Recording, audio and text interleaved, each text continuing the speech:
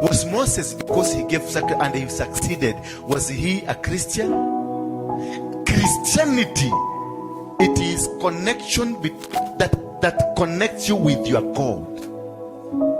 As a Christian, a personal savior that comes into your life to make you aware of what God wants you to do. So differentiate the principles of the kingdom of heaven from the teachings of Christianity. The principles goes to everybody. Principles inaendeka kwa kila mtu. The principle of heaven. Utakuta ndio unaona mvua ikinyesha, inanyesha kwa inanyesha kwa muuaji, inanyesha kwa Mkristo. Wana wa Israeli, Judges 6 verse 1, and the children of Israel did that which was evil in the eyes of God, and God handed them over to the hands of the Midianites. It is God who handed them over because of doing that which was evil in the eyes of God. What is this ambao walifanya? Walikuwa wamekatazwa wakiingia huko hiyo nchi wasiabudu miungu mingine, lakini Joaz baba ya Gideon akatengeneza mungu ya Baali weka huko. Na alipotengeneza mungu ya Baali, Mungu anaondokaga. Wana wa Israeli walipoenda Egypt wakaanza kuabudu miungu ya Egypt, Mungu aliondoka. Two altars, you cannot live together.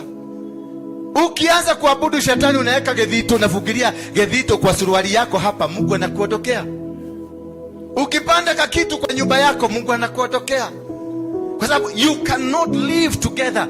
Demon and God, they can never live together. One has to go. And these people are invited. God is invited. The devil is invited. The devil. Sasa jiulize, wewe uliabu kwa hii mashida yote uko nayo, ni nani kwenu ama ni wewe uli-invite shetani akaingia kwani?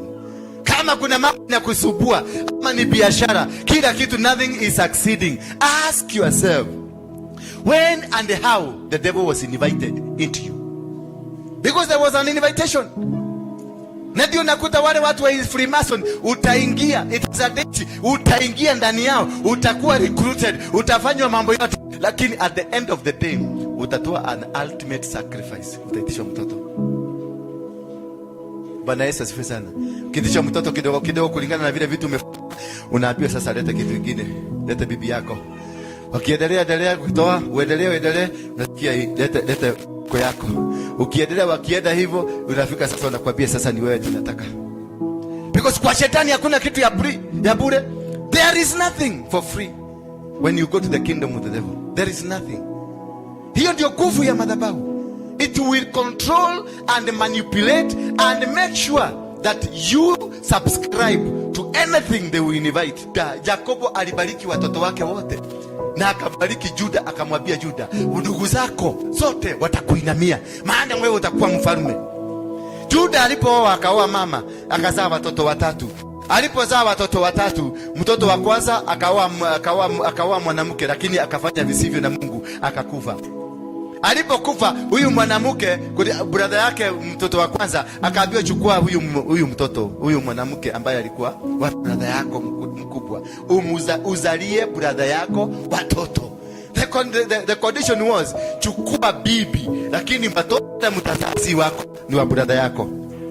Jamaa kaliso, sasa mimi nizae, lakini hawati.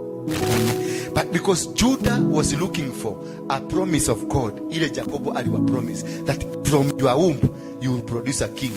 A king is always produced by the first son, ama somebody who is the line.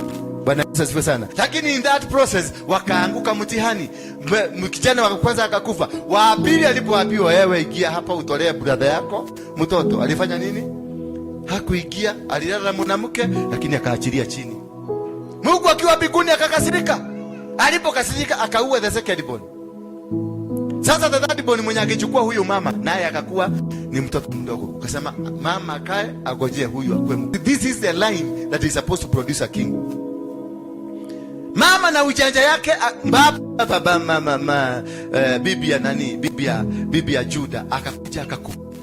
Alipokufa kamama kakajifanya, kakavaa kibuibui vizuri, kakajifanya, kakajua Mose anatembea anapita huko, anaenda hivi. Akaenda huko kwa roundabout, kakajifanya ka prostitute, na anasikia kiu kama yule mama wetu hapa.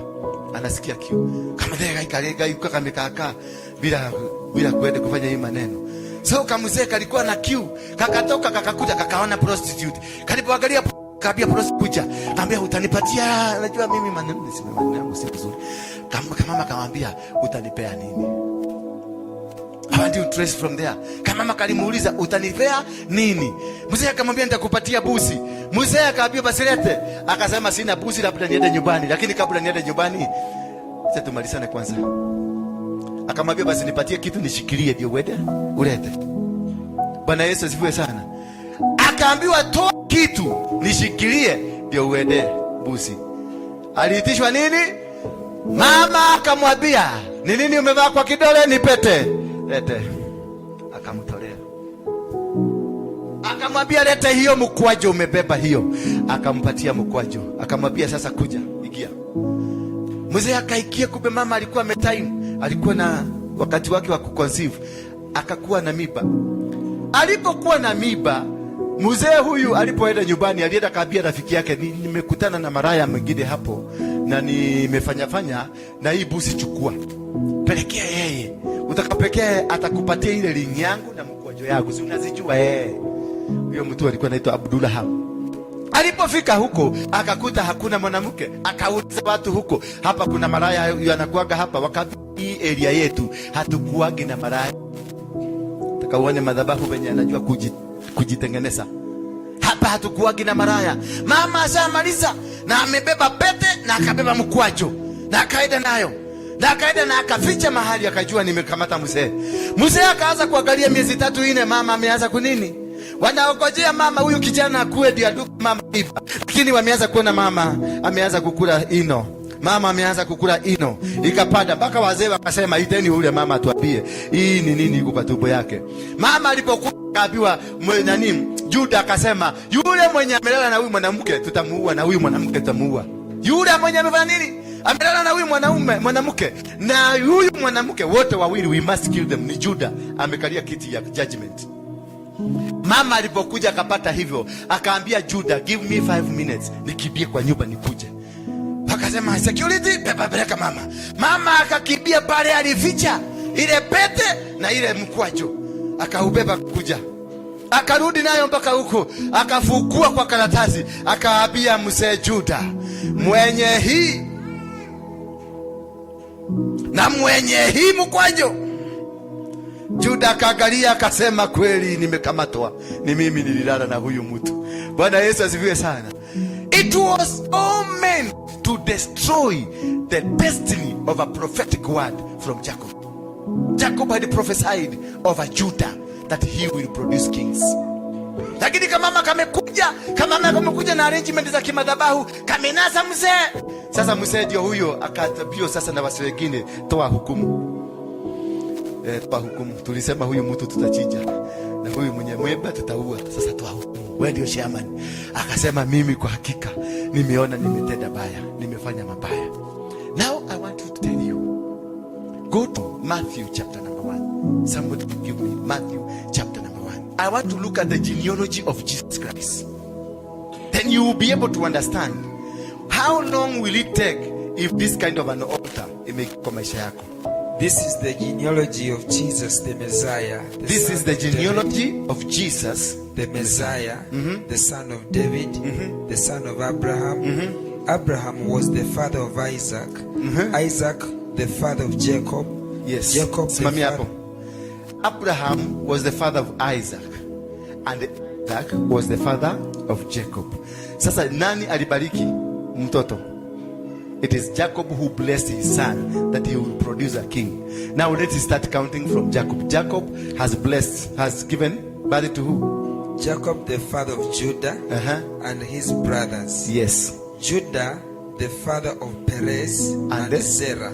Perez and Zerah ni wale watoto walizaliwa out of the fornication ya ule mama. Huyo mama alizaa mapacha.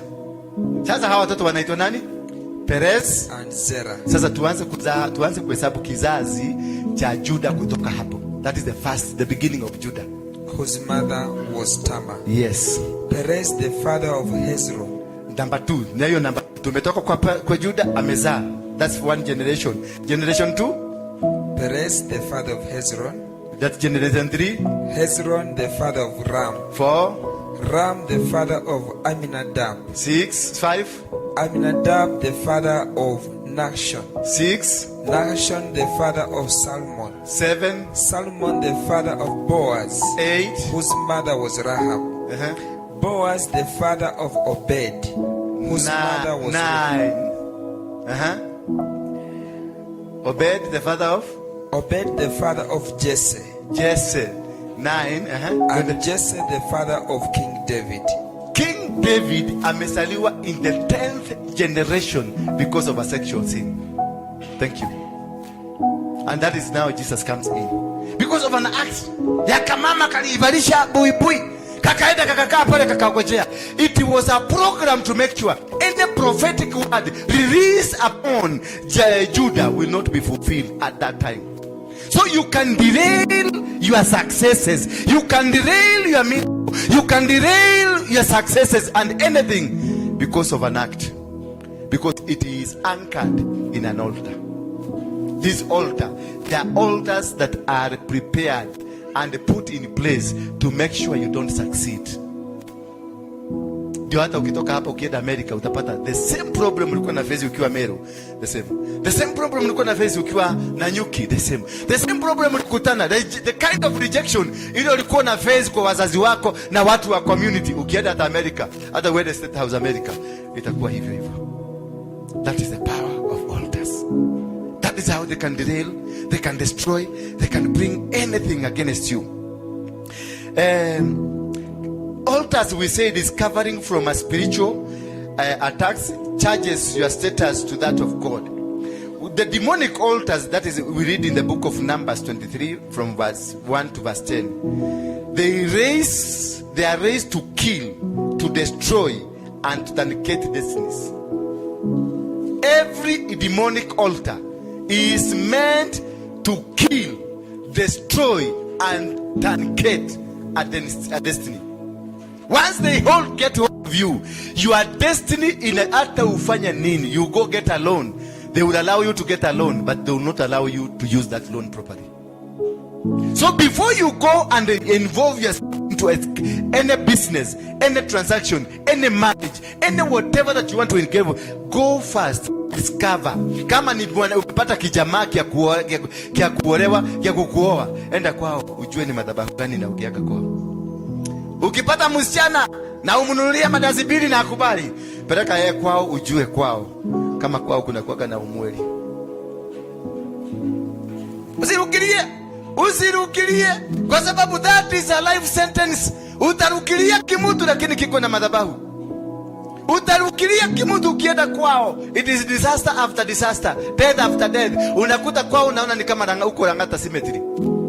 Makaburi unaambiwa hii ni ya shosho, hii ni ya guka, hii ni ya nani, hii ni ya nani, hii ni ya nani, hii tulisika mwaka rasia, mwezi wa 8 lazima tunasikaga mtu. Ndio kwa maana kama familia tulitenga pa kuzika watu, achana na yeka chini.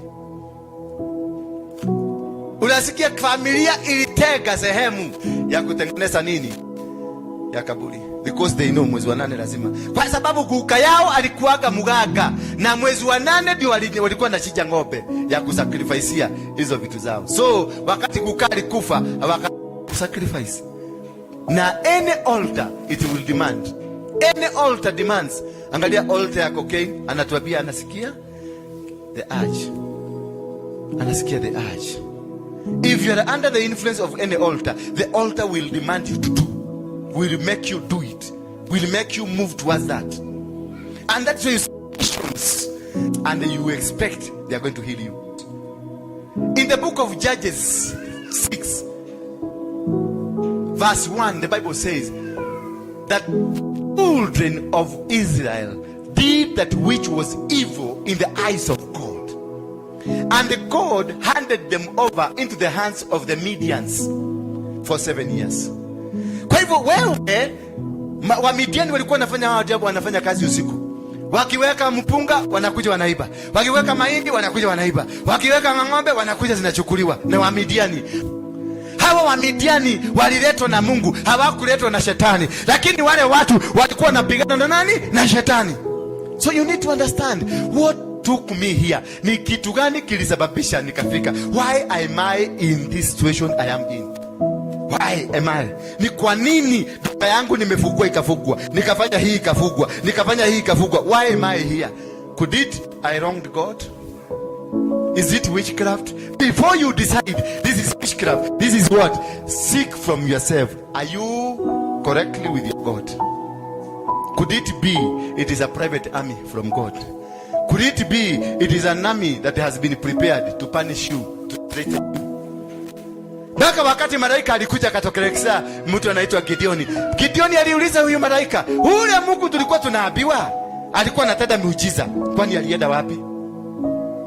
Malaika akamwambia, "Kirisa, hii vita tavishinda kama wewe."